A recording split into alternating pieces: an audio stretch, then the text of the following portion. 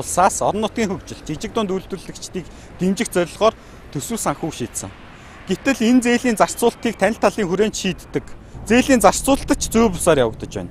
Яг энэ асуудлаар авилгатай тэмцэх газрын өнгөрөх өдрүүдэд орон нутагт шалгалт хийжээ. Ингээд албаны хүний үгийг сонсцгоё. Зүгээр одоо ямар ч тооцоогүйгээр зүгээр танил талдаа тэр зээлүүдийг өгчихсөн. Тэгээд эргэн төлөлт бол харьцангуй гайгүй байгаа. Ягаад гэвэл энэ мань хүн бүхний яриа л гэдэг жилийн 3% хүүтэй зээл штэ.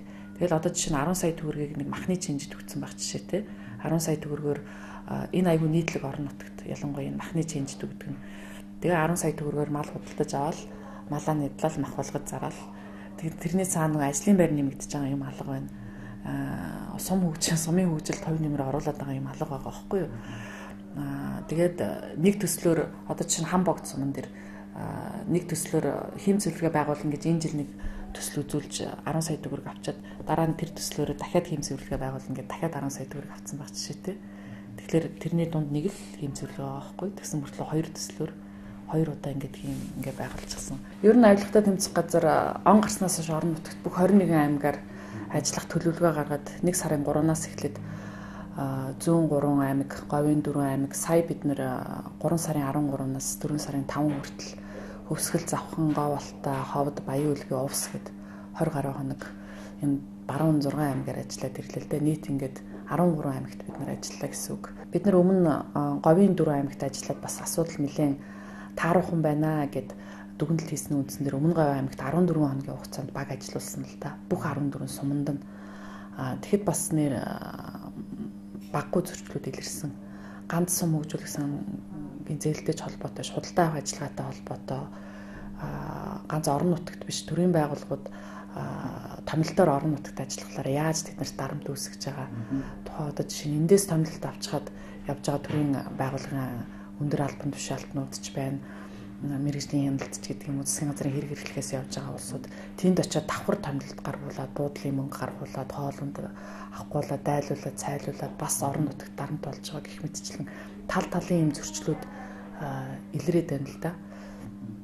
Тэгээ бид нэр ерөнхийдөө энэ чиглэлээр нэлээд тийм наривчлсан төлөвлөгөө гаргаад өмнө говьт 14 хоног ажилласныхаа үр дүнд бид нэлээд наривчлсан төлөвлөгөө гаргаад ингээд илүү нарийн шалгалтай ажлуудаа эхлүүлж байна. Өнөөдөр жишээ нь өмнө Говийн аймагт ялангуяа тэр төрийн байгууллагын албан агчид орон нутагт очиод давхар томилт гаргуулад чинь мэргэжлийн хяналтын байцаагч нар гэхэд 19 сая төгрөгийн зардал гаргуулчихад бутсан байгаа байхгүй юу. Тэгээ тэрийг нь бид нэр материалуудын татаж шалгаж эхлэх гэж байна. Өнөөдөр төлөвлөгөө маань батлагдаад ингээд эхэлж байна л да. Бид нэр тэрийг чинь ихтлэхийн тулд бас мэргэжлийн хяналтын байгууллагаас тэгээ тухайн албан агчид эндээс хичнээн төгрөгийн томилт авч явсан материалыг нь хүртэл татаж авах шаардлагатай байна. Нөгөө талд нь маш эрсдэл өссөн байгаа. Орон нутагт төсөв маш их тэлээд очсон байна. Сумдад дунджаар одоо 300-аас 700 зарим том суудад тэр бум хүртэл нэг орон нутгийг хөгжүүлэх сангаас хөрөнгө оруулалтын том мөнгнүүд шилжээд ингээд сумдад очсон байна шүү дээ одоогор. Тэгсэн нөгөө сумын захиргааныхан маань ихэнх шинэ хүмүүс байна. Тэгэхээр тэнд бол эрсдэл нэлээд л өндөр байна. Ягаад тэгэхээр эрсдэл өндөр байна гэж яриад байна гэхээр суур нь муу байгаа байхгүй юу? Сум хөгжүүлэх сангийн зээл, жижиг дунд үйлдвэрийн зээл жишээ нь Дундгой аймагт мэргэжлийн хяналтын хийсэн шалгалтын дөнгөс 60 орчим хувь нь зориулт бусаар зарцуулагдсан байгаа байхгүй жижиг дунд үйлдвэрийн зээл. Тэгэхэд жижиг дунд үйлдвэрийн зээл чинь нөгөө сум хөгжүүлэх сангийн зээлтэй харьцуулах юм бол харьцангуй өндөр дүнтэй зээлүүд байдаг байхгүй 50 сая хүртэл. Тийм. Тэгэхээр тэд нар зориулах бусаар зарцуулагдсан. Яаж хариуцлага тооцож байгаа юм бол тэд нартэй тий. Тэгсэн чинь жижиг дунд үйлдвэрийн зээл, сум хөгжүүлэх сангийн зээлүүд ингээд дандаа ийм хаагдмал цөөхөн хүний танил талын хүрээнд тэгээ зориулт бусаар ингээд зарцуулагдсан. Яг ийм юм зүгээр хэвшсэн байгаа байхгүй орон нутагт. Танил талтаалал би тэр зээлийг авч болно.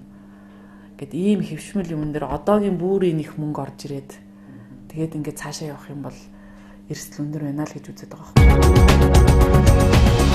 юм.